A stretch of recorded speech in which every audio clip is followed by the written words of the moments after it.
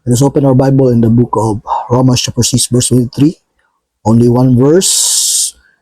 O two things nga ito pagkatunan natong sharean karon, natong tukion karon ang kabahin sa gisulti di sa Romans chapter 6 verse 23. So, ngayon ang Bible in Romans chapter 6 verse 23, for the wages of sin is death, but the gift of God is eternal life through Jesus Christ our Lord. Now, atong topic is the wage and the gift. So, number one atong pagkatunan ato i-discuss is about death. No? First point is death. Ngayon ang Bible in Romans chapter 6 verse 23, for the wages of sin is death. Ang bayad sa atong sala mao ang kamatayon. Mao nagsulti sa pulong sa Ginoo na mobayad kita sa atong sala ngadto sa kamatayon. That is the truth of the Word of God. So, kitang tanan wa exempted na to. Kinahanglan mobayad kita sa atong sala ngadto sa Ginoo og kamatayon. No? Mobayad kita og kamatayon. Wa exempted because we are all sinners in the sight of God. Walay tarong nato, walay makabarog nato. Atubangan sa Ginoo na kita righteous in His sight. No? Because we are all sinners. And Romans chapter 3 verse 10, the Bible says, Romans chapter 3 verse 10, as it is written in this word, written the word of God, no? There is none righteous, no, not one. So, klaro kay ang gisulti sa pulong sa Ginoo nga walay tarong na to. Di ta kabarog sa tubangan sa Ginoo nga tarong ka. Kaya busugot sa dili, makasasala tang gipakatao ning kalibutan na. That is the truth of the Word of God. We are all sinners in the sight of God. In Romans chapter 3 verse 23, the Bible says, for all have sinned and come short of the glory of God. Kitang tanang na tao ning kalibutan na puro ta makasasala higala. Ug di gyud ta kasakas gingarian sa langit tungod sa atong pagkamakasasala. No? Kay way makasasala nga makasakas gingarian sa langit. No? So, di ta qualify, no, nga makaadto sa gingarian sa langit because we are all sinners. There is none righteous, no, not one. O kana atong napanunod higala sa atong maganikanan, mao si Adan o si Eva. No, kay sila man ang nakasala pag-una dito sa Garden of Eden. No? In Romans chapter 5 verse 12, in the Bible, wherefore as by one man, this is the first Adam, sin entered into the world. So, isulod sa kalibutan ang sala by one man. No? Sin entered the world and death by sin. No, tungkol sa sala, may ani kinig kamatayon. And so that passed upon all men, for that all have sinned. So, nakasala, nato manikanan, ni ani kinig kamatayon. Manang kita, di pagkatao ng kalibutan na higala, makasasala sab. O, muani sab og kamatayon mo. Nang kita mamatay. No? O kita mamatay. Makamatay kita physically, then ikaduha, mamatay kita spiritually. Because the wages of sin is that, because we are all sinners in the sight of God, ug pagabayran nato ug kamatayon ang atong pagkamakasala. No? Mamatay kita physically, then mamatay kita spiritually. Mao kana ang kamatuoran sa pulong sa Ginoo higala. Mahumanta, bubiya sa atong lawas nun, no? O sa atong lawas, ang atong kalag, dili makasaka o dili mabuhi pagbalik ngadto sa gingarian sa langit, kung dili itambog sa ikaduhang kamatayon ang gitawag og lake of fire. Muna siya ang bayad sa atong pagkamakasasala. is death, and that is the second death, into the lake of fire. Hangtod sa hangtod, eternal condemnation, eternal damnation, hangtod sa hangtod higala, because we are all sinners. Mao na giingon sa Bible, ang bayad sa tusla, mo ang kamatayon. The wages of sin is death, and that is the second death, in the lake of fire. In Revelation chapter 21, verse 8, ingon ang Bible, but the fearful and unbelieving and the abominable and murderers and warmongers and sorcerers and idolaters and all liars shall have their part in the lake which burneth with fire and brimstone, which is the second death. Naghisgot sa tanang klase sa sala.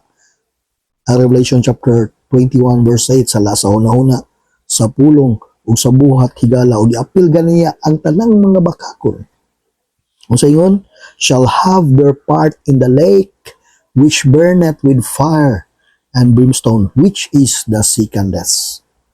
So ang kamaturan sa pulong sa Ginoo higala, nagipakataw taniining kalibutan na nga usa ka makasasala ug mubayad kita sa atong pagkamakasala didto sa gitawag og lake of fire.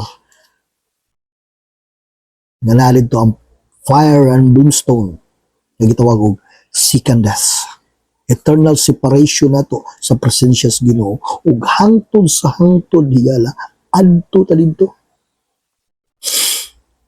Mo kada ang gisulti sa pulong sa Dios. Sad to say, we are all sinners, and the wages of sin is death. Nga adto ta didto. So ikaduha, number 1, the death, no, ang kamatayon. For the wages of sin is death. Pero na contrast mga higala. Tingin siya diri sa Romans chapter 6 verse 23, ay ikaduha na ito nga punto nga itong pagatunan. Tingin diri, for the wages of sin is death, but doon ay but. Hindi ko na Ginoo nga ang bayad sa imong sala mo ang kamatayon dito sa lake of fire kay makasasala ka. Apan, no? Nay but nagyatag ang Ginoo sa iyang pulong in Romans chapter 6 verse 23. But the gift of God is eternal life through Jesus Christ our Lord. So ikaduha nga points, number 1 ang point, death. Ikaduha is the eternal life. Is the eternal life. Na ay kinabuhing walay katapusan nga dili ta maka sinhati ug kamatayon sa ikaduhang kamatayon higala didto sa lake of fire because of the gift of God. And that is the eternal life through Jesus Christ our Lord.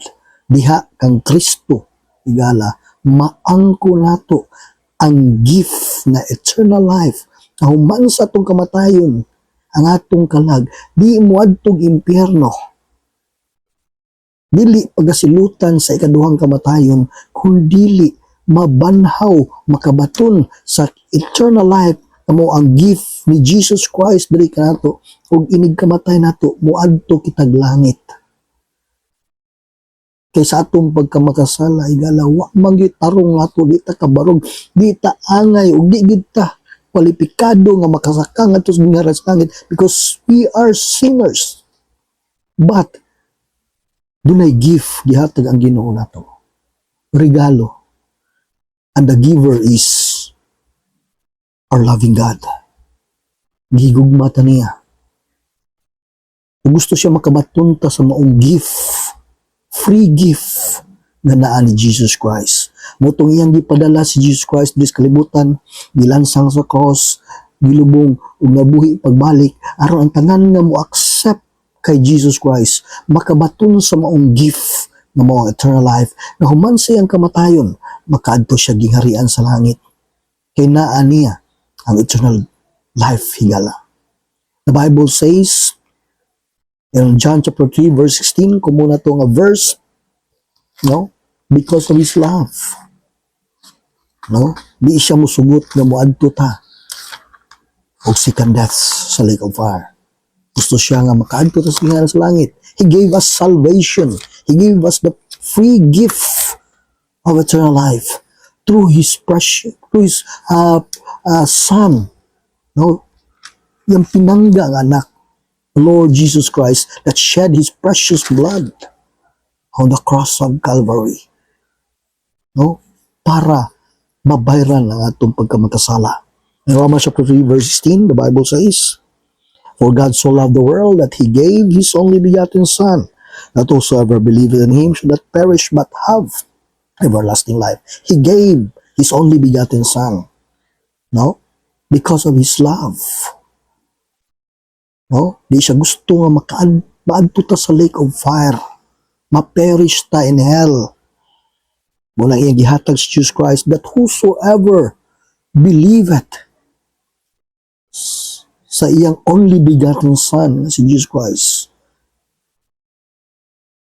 dili ma-perish but have eternal life in heaven. No? In John chapter 3 verse 36, the Bible says in verse 6, "He that believeth on the Son hath everlasting life, and he that believeth not the Son shall not see life, but the wrath of God abideth on him." So ang ito, ang i-accept sa gift, ang i-accept ni Jesus Christ as Lord and personal Savior di sa iyang heart, nakabaton sa everlasting life.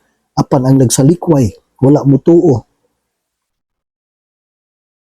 Ang wrath sa Ginoo mag-abide kaniya hangtod sa kangturan. Because wa niya tuwi og dawata. Ang free gift na iyang gihatag, gi-offer rin nato higala.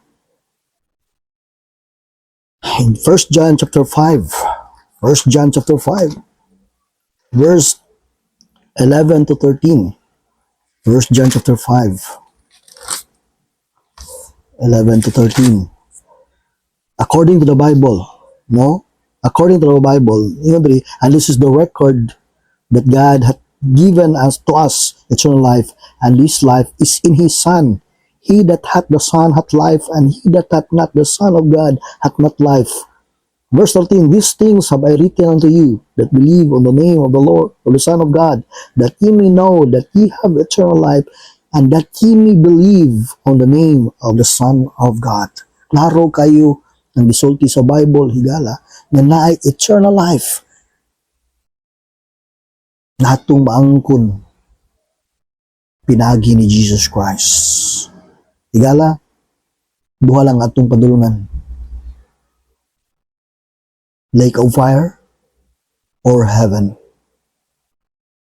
Kung imong tuwaan ang gospel, imong dawaton si Jesus Christ kay imong Lord and Soul Savior, maangkon nimo ang gift na eternal life. Kung makakuyog ka sa atong langit ng Amahan dito sa langit, pinagi ni Jesus Christ, because Jesus Christ is the way, the truth, and the life. And no man cometh unto the Father but through our Lord Jesus Christ, because He died on the cross, buried, and rose again from the dead. Higala, kung imong i-neglect ang i-offer nga gift, salvation through Jesus Christ, ay mong padulungan, automatic, second death. Adto ka sa hell. Adto ka sa eternal fire and brimstone. Hangtod sa hangtod, mag-antos ka sa ikaduhang kamatayon. Na wala na'y katapusan nga pag-antos o pagpingit o kasakit. Ngadtos sa ilawom sa yuta nga naa didto ang lake of fire. So higala, samtang buhi pa ta, naa nato, gi-offer sa Ginoo nato ang kahigayunan na dito maadto og hell. And only Jesus saves. Si Kristo lang higala. Dawata siya. Ang kuna ang imong pagkamakasala. Ug ang kuna si Kristo karon sa imong kasing-kasing.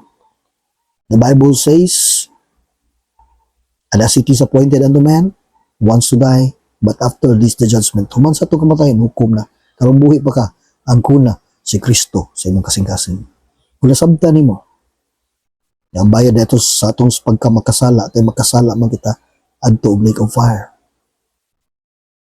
Kanya nasabtan nimo nga ang makaluwas na to, bulang si Kristo kung imo ang kunon. Si Kristo madawat nimo ang eternal life. Ang kuna karon. No? Ang kuna karon. Si Kristo sa imong kasing-kasing. Kung gusto ka mo angkon ni Kristo karon sa imong kasing-kasing, mugahid ko nimo sa pagsangpit o pagdawat sa eternal life. Gana kang Kristo. Tuhui si Kristo. Amo ang Diyos nga namatay, ilubong ug nabuhi pagbalik. Ug kanito man ka, angkuna siya sa kasing-kasing nimo, sa kinasing-kasing gayon. Kung moangkon ka karon, sangpita siya karon ug mahatag ko nimo giya. Sunod ining maong pagsangpit ngadto sa Ginoo. Ginoo, salamat sa imong pulong. Nakasabot ko, Lord, nga ako makasala ug impiernohonon. Lord Jesus, di ko gusto nga maimpierno akong kalag. Dito ako kanimo, Lord Jesus, nga ikaw mo ang Diyos na namatay, gilubong na buhi pagbalik. Masaylo ako sa akong pagkamakasala. Ug dawaton ti ka, Lord Jesus, sulod sa akong kasing-kasing karon. Ang kunon ko ikaw, akong Lord and personal Savior. Itahan akong giampo, pasalamatan sa ngalan ni Jesus. Amen. Higala, kung kinasing-kasing na imong pag-angkon kang Kristo, magtuo kang Kristo, karong mga taknaa, ngayon ang Ginoo, according to the Bible, na ikaw, itagaan niya ka pasayloan sa imong pagkamakasala. Kung itagaan ka niya og kaluwasan, diha ni Kristo, ug naangkon nimo ang gift karon. Sumala sa ingon sa Bible. Kung ikaw nakadawat naman ka ni Kristo, ngayon ang Bible na naka-eternal life, na naka-personal relationship sa Ginoo, ug dili na ka moadto pa og lake of fire, kung dili makaadto ka sa gingarihan sa langit.